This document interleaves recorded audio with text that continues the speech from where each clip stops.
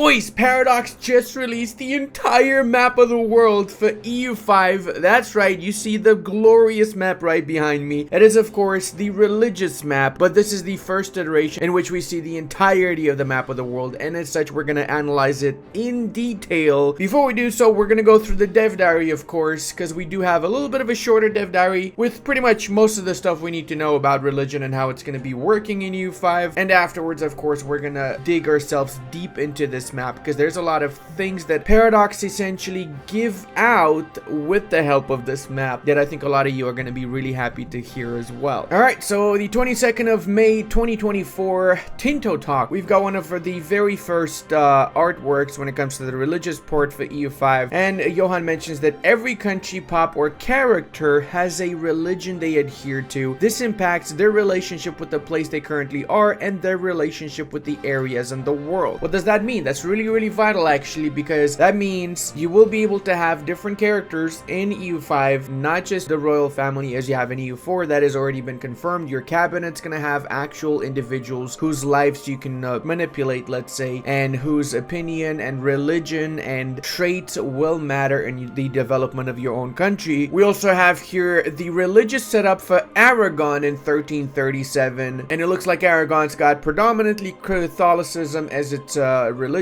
which is the true faith. So we have here the type of religion that this represents. We also have 11% Sunnism, Islam followers, which are the enemy. So we have the ability to see how exactly that particular religion, or how exactly followers of that particular religion, are interpreted by our own religion or maybe by our country. That actually opens up a little bit of a can of worms in my opinion, because does Sunnism being enemy, is that because of your religion? Is it something like religions can declare war on other religions or set enemies as other religions, or is it a nation thing? Is it simply that the nation of Aragon declared war on followers of Sunni Islam? I wish I knew the answer to that. I'll ask in the comment section. Hopefully Johan answers and I'll let you guys know as well. Then we also have Judaism, which is 1.84, and they are negative. They are negative. They are not enemy. They are negative. Not sure what that means really, negative. But considering that it's in red and that Catholicism is kindred, then I'm gonna assume that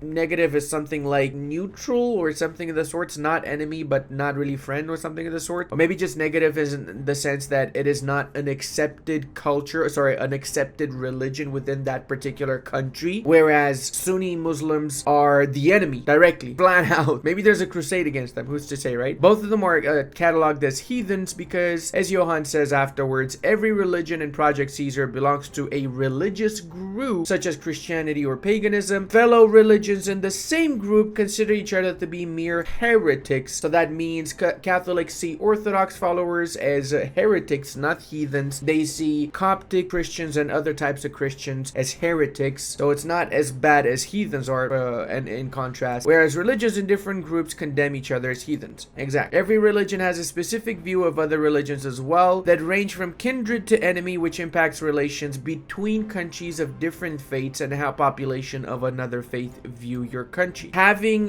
for example, a character that is Catholic, and at that point in time Catholicism sees Islam as an enemy, then other characters that are followers of Islam are going to be seen by your Catholic character as enemies as well, or have some massive relations debuff or something of the sort. Kind of similar to how it is in CK3, to be fair. Each country has their own tolerance of the true faith or heretics or heathens, which impacts how happy or angry the population will be depending on which country they belong to. So we see here tolerance to the true faith modifier, which is base +3 like it is in EU4. And again, this is exactly the same type of system that we have in EU4, not any sort of a difference between the two actually. The only difference is that there's more religious groups and there's more religions in EU5 compared to EU4. I'm talking a lot more. We're gonna see how many in a few seconds. But we also have same religion spiritualism that adds, so you have +5 tolerance to the true faith. And what does tolerance to the true faith mean? If I was to assume, I would assume personally that it simply means less unrest from populations that follow that particular religion, like it is in EU4, but there might be some more to it, of course, than just the unrest bit. The religious unity of your country has a really large impact on the satisfaction of your clergy estate, so your clergy will be happy if everybody follows their particular religion. Important to know is that in Project Caesar, you do not need missionaries, you do not send missionaries to your locations and eventually they change religion.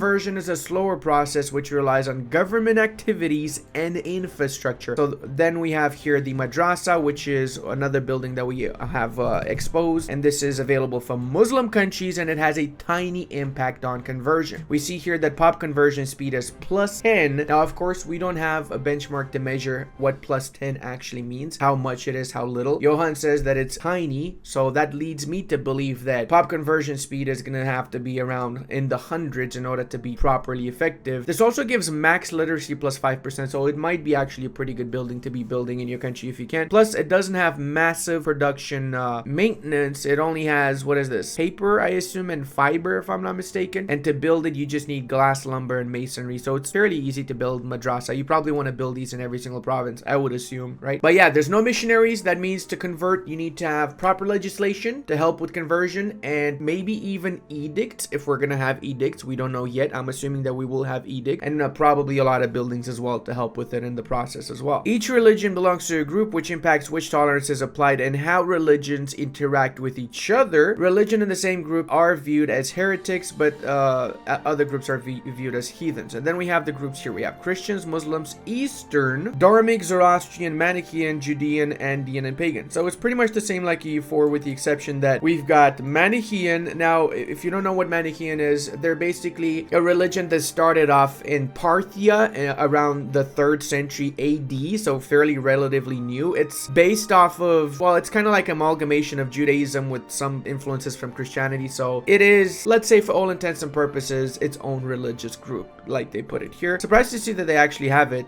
I'm very surprised to see they actually added Manichaean, because there wouldn't be too many of them left around in 1337, that's for sure. Zoroastrian, its own group as well, should be more than we have in EU4, because that's like 100 years difference, 100 plus, but again, not too many. Actually, a lot of Zoroastrians would be around the Indian subcontinent in 1337, as they are today. There's a lot more Zoroastrians in India than there are in the original place of Zoroastrianism in the Iranian bits, right? Dharmic, of course, is Hindus. Eastern, I'm assuming, is going to be the Buddhists all piled up together, all Eastern Confucians and so on. Judaism is going to be just the Jewish. Andean is going to be the New World Intis, I would assume. Pagan, everybody else, essentially. And then we see Christianity here as a group, and we have quite a few different religions compared to EU4. We've got Anglicanism, which is, everybody knows, in the English area after a certain period and probably after certain events. Bogomilism, which should be actually quite a few areas of the world Bogomilist. Not a majority, but definitely some Bogomilist sects around the European continent. Christiani, Calvinists, Catholics, Hussites, Lollards, Lutherans, Miaphysites, Nestorians, Orthodoxy, and Trigolnichevsko. I have no idea that one. I've never heard of that one. So I need to Google that, because that's interesting. If you guys know, actually, let me know in the comment section. I want to see what you guys know about Strigolnichevsko, because I always enjoy reading your comments, and I sometimes learn something from them, so I appreciate that. Christianity, predominant Abrahamic faith, centers on the life and teachings of Jesus Christ, emphasizing salvation through faith and adherence to biblical principles. Its diverse branches include Catholicism, Protestantism, Eastern Orthodoxy, wields significant influence across the globe, shaping history, politics, and culture. Interesting that we have also a little bit of a description to Christianity. We're looking forward to see the description for all the other religious groups as well, right? There have not been any major differences between religions, merely being different modifiers, and while some religions and Project Caesar are still only a few modifiers, many will have mechanics. That means animists will again probably not have mechanics, which kind of sucks, because I was kind of hoping that all religions are going to have unique mechanics at the launch date, probably going to be added with the DLC later down the line. That's to be expected. Right now we have made unique mechanics for Catholics, Orthodox, Miaphysis, no shot, even, wow, okay, that is impressive. The various Protestants, Muslims, Buddhists, Shinto, Nahuatl, Hindus, and the Inti religion. Okay, even the Inti have unique mechanics. Interesting. Okay, that is actually a lot more than EU4 had at launch. To be fair, I'll give this, because they deserve the point for this. At launch, EU4 was bare bones compared to, if we have all of these religions here with unique mechanics like we have in EU4 right now, then that is beautiful. That's what we want, actually. We want at least the mechanics that we have currently in EU4 to be translated into EU5, and then more stuff added along the way, right? Each of these will have their own unique later development diary. So we have a development diary for each of these religions. Wow, every single one of them. That's 1, 2, 3, 4, 5, 6, 7, 8, 9, 10 dev diaries. That means 1 month and a half, no, 2 months and a half. Also, I've been scouring the forums, and I've also found out that EU5 is likely not going to be released this year. If anything, we will be lucky to get an announcement for it towards the end of the year. So this kind of plays into it as well. They're going to go into more details with every single mechanic before they actually make the announcement for the game. So that's going to take at least 5-6 months more. So strap in, start playing EU4 again, because it's going to be a long time before we get EU5, guys. Now, every religion will still have some modifiers that describe them, and in many cases, it is things that enable or disable certain mechanics. Some examples include the fact that the countries with Jain as their state religion cannot start wars without a casus belli, and that Calvinist countries will never re-roll the dice in a battle, and everything is preordained. What? Calvinist countries will never re-roll the dice in a battle, so they're always going to have the same dice roll. So if they start with a 9, they're always going to have 9. If they started with a 0, they're always going to have 0. And what the fuck? We still have dices in battle, my man? Come on, bro. Really? We're still going to get dices in EU5? I mean, I guess it's better than the Viki 3 system, to be fair, but still. Anyway, next week we're gonna talk about new complete flavor added to the game, and not many replies today because he's in a meeting over in Stockholm. Well, that definitely has cleared up a lot of things. Now let's get to the main menu for today, which is the map of the world. Oh my god, dude, I'm having an orgasm. This is the actual map of EU5, dude. Oh my god, we actually see every single little province here. I mean, obviously we don't see the actual provinces, but we see like which areas are going to be impassable terrain, which areas are going to be like, you know, look at it. Okay, let's start off first and just go through the religions, and then after the religions we do the rest of the thing. Okay, so of course in Europe we've got Catholics all over the place. We have Removas. I guess these guys are going to be in, I mean, obviously we had them, right? The purpose of the Teutonic Order was to remove the Removas, right? That's why they were there in the first place, and they succeeded. Anyway, these guys are likely going to be in the pagan group, I would assume, because they wouldn't fit in any of the other religious groups. Now, we do have some weird things around here. I'm not sure what the hell that is. Let me see. Is that animist? Oh, it is red. Okay, so it is animist. So we have some animist over in the northern parts of Europe, and we have some blue. That would be Hungary as well here. We have shamanists again. So shamanism was a religion that was in EU4 and EU3. Wait, was it in EU3? I don't remember. Maybe just EU4 at launch, and then they changed it to totemism or something. I don't remember. Wait, was shamanism in EU3? I know shamanism was around before. I'm not sure if EU3 or EU4 at launch though, but I know it was around before for sure. Good to see it come back. It is pretty accurate that they would have shamanism around there. Should be some shamanism in the New World as well, right? No. Oh, the New World has its own different types of religion. Dude, look at that. Oh my god. So wait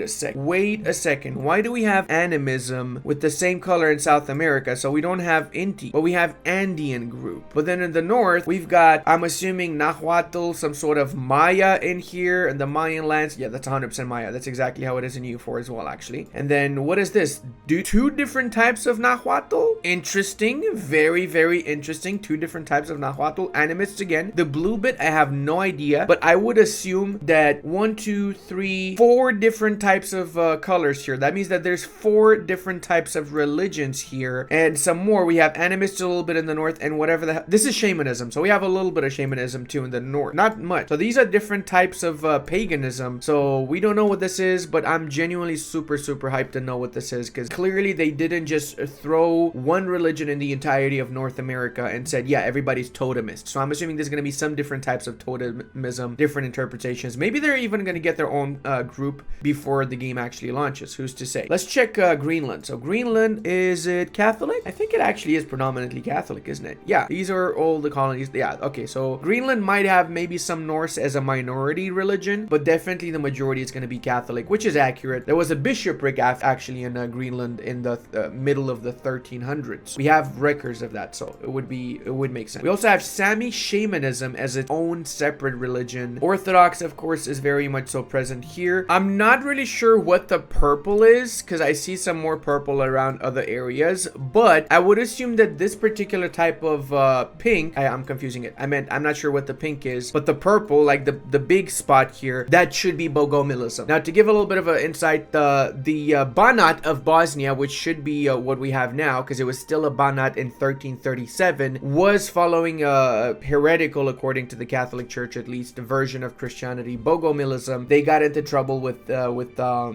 Hungarian crown and with the Catholics because of it, and eventually they had to get rid of it. But yeah, that should be Bogomilism in Bosnia. We also have more animism in the Caucasus. We have a ton of Sunni all around here. Shamanism in the northern steppes here alongside Tengri. Shamanism mostly around Manchuria as well. Pretty much the entirety of Manchuria is shamanist. And also Sakhalin is divided half Shinto, half shaman. And of course, I'm assuming this is Shinto version of Buddhism. The color for Mahayana is some type of purple-ish. We also have another religion here. Mali something. And another one here. Oh my god, there's so many, dude. Even the blue one's different, actually. And this one as well here, and only 2 spots. Holy shit, the amount of religions we're gonna get is gonna be really freaking impressive, actually, dude. I was expecting it to be a lot more standardized, but Paradox just went full-on and freaking did their research, tried to portray as historical of a version of these religions as possible. In the southern bits of India, we also have some light green, blue, and a little bit of pink as well, with some Buddhism in the center part here. And I'm assuming there's a version of Theravada Buddhism and the other type of Buddhism. I forgot what this is, honestly, I forgot, but we have it in EU4 as well. I noticed that there's a lot of animist here, but the color is slightly different between these, right? So this is not animism, unless it is animism. That's weird. If they gave the same color to animists in Japan, to Shinto and to yeah, that's just, oh no, it's different. Oh, I'm wrong. Look. Oh, okay, my second monitor actually helped me with this because the first one has weird color. So Shinto cuts off here. That makes more sense. And then here, that's some type of animism. So that means that that's shamanism, that's animism, and then it stops because this is where the Japanese daimyo start. Of course, Hokkaido would not have been in 1337 conquered by the Japanese by the shogunate. Far from it, actually. And then I'm assuming that Mahayana is the main present one in Yuan as well as in the Joseon bits. Beautiful to see how Hindu is the main religion in the island of Java, which is accurate. The Majapahit Empire was a Hindu empire at origins. It slowly started getting converted to Islam initially because of the trade that they had with the Muslims, and then the Muslims actually started sending missionaries that actively started to convert the entirety of the Indonesian archipelago to Islam. Prior to Islam arriving here, one of the main things about the Majapahit Empire was that they had women warriors, which is something you would not imagine would be a thing around here 100 years later. Such a difference in way of life that was completely altered by simply adopting a new religion. Very, very interesting history for sure. Also realizing this is animism here. So this is all animism here. That is a buttload of animism. And we have more Mahayana Buddhists around here. Tons of Theravadas. This looks slightly different. Yeah, this is a completely different religion, isn't it? What is that? Is that Hindu? That should be Hindu because this is the kingdom of Champa, right? And Champa was a Hindu kingdom. So this should be Hindu. Then the light blue here, I really don't know what it is, but we also have some of that light blue here as well. I'm assuming it's probably another version of Buddhism, since this is Tibet that we have the hashes for the light blue. And Tibet, of course, is also a Buddhist area, or should be at least a Buddhist area. We also have a mixture of Shiites and Sunnis all around the Middle East. No Ibadis? No, I think we do have Ibadis here, don't we? Yeah, this is a different religion, isn't it? Yeah, we got a different color here. Going to my second monitor again. And what is this? Mahayanas. I never knew that. Holy shit. I never knew that Mahayana was around this particular area beforehand. That makes sense, though. I mean, obviously, I knew that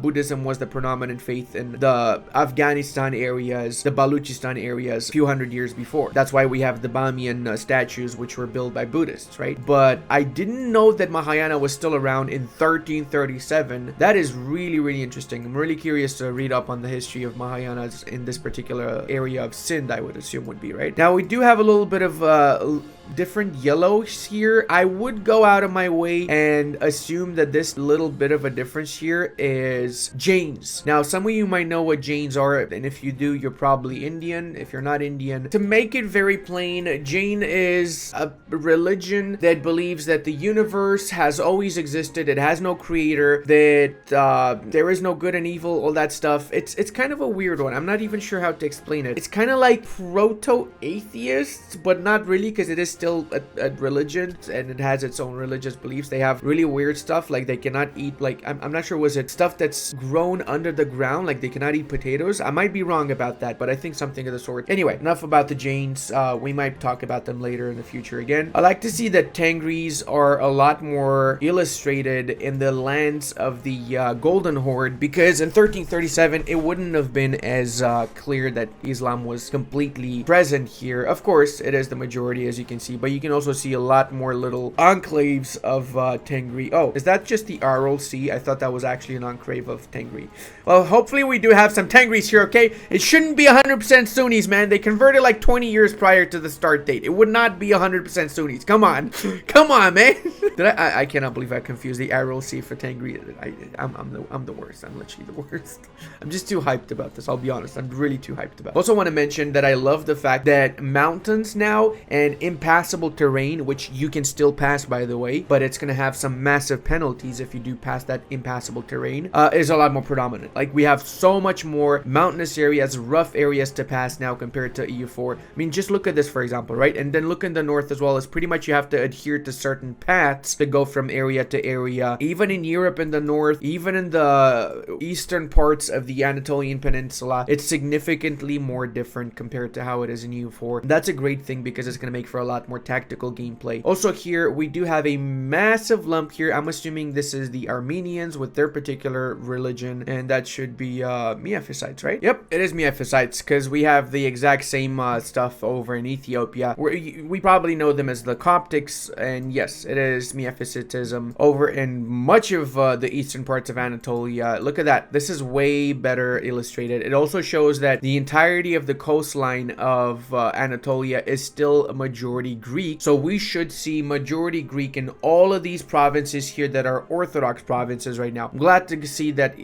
that Paradox finally decided to do a historical portrayal of Anatolia and not, you know, just a really poo-poo brain, everybody's Turk, when that was not really the case, even in 1444, by the way. This is a very accurate and historical depiction of what Anatolia looked like in 1337. Also, these are not Armenians here. These are likely Kurds in this area, and Syrians and Lebanese, because there was in fact a lot of Syriacs that followed Miaphysitism as well, alongside a lot of Egyptians that followed it still in 1337. Remember that these areas got conquered just 700 years prior to the start date, and the conversion to Islam was not instant. It took a very long time, especially in these high population areas around the Syrian bits and the heartland of the Egyptian land. We also got Mori bodies in the deserts of Algeria, and we've got a buttload of Sunnis all around the Maghreb. We also have the Sunnis in Granada, as well as a little bit around the Iberian Peninsula here. I love to see the different passageways through the Sahara. This is going to be one of my favorite things, I think, because like owning, imagine, I'm going to do a playthrough as this. I'm going to do a playthrough as one of these little enclaves, if there is any that you can play as, and if you cannot play as one, then I'm just going to conquer one of these little enclaves and just try and see how viable it would be to play Toll in this land in the middle of the desert, create an actual utopia maybe. If we have some sort of terraforming mechanics too, I might even try and terraform and turn it into a lush oasis. Let's see, right? Now we see the gradual push of Islam into Africa with the coastline here. This is where most of the Omani slave trade and the Islamic slave trade in general happened, so a lot of these areas did get converted to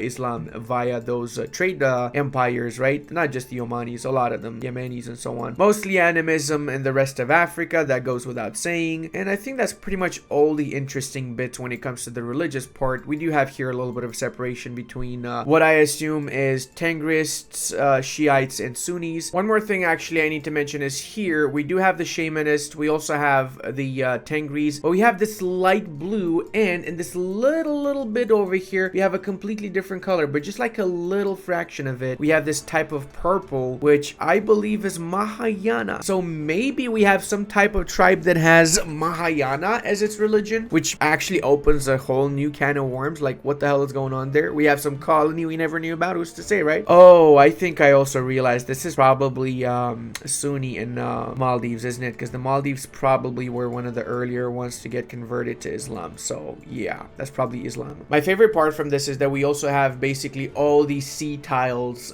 illustrated here. So we also have the sea routes, right? Because, for example, you cannot go through the middle here. This is going to be impassable, I would assume, right? You cannot go with your ships through this at all. You would have to take take one of the routes. So you see you have a route over here that Johanna mentioned in the previous dev diary. You have a route over here. You have a route through the north here. You have another one through the north here. So it really will depend which route you want to be choosing when you start going into the new world. Same goes around Asia as well and everybody else. Oh, and hold up a second. I think we do have the Australian native religion as well, which is a completely different religion. Yes, unless it's Hindu, because it looks a little bit like Hindu, but it's obviously not Hindu. It's the dream religion, whatever the hell they call that. I forgot. So at least we know from this, confirmed pretty much, that all the religions from EU4 are in EU5, and then a lot of new ones have been added. So there is content, there is flavor. It's not like some people were saying that, oh, EU5 is going to be no flavor. That is really not the case. Oh, and I just realized this here, this is actually a different type of blue, isn't it? Oh, this might actually be Zoroastrianism. Yeah, I don't see anything in Daman or Damam, but it might be Zoroastrianism, because this is not lakes. I don't think it's lakes, right? I'm not making a fool of myself again. No, this is lake. This is lake. This is not lake. This has to be Zoroastrianism. So maybe you have some pockets of Zoroastrianism around Yazd again. And also, what the hell is this, man? This is different. Where is this? Is this in Bohemia?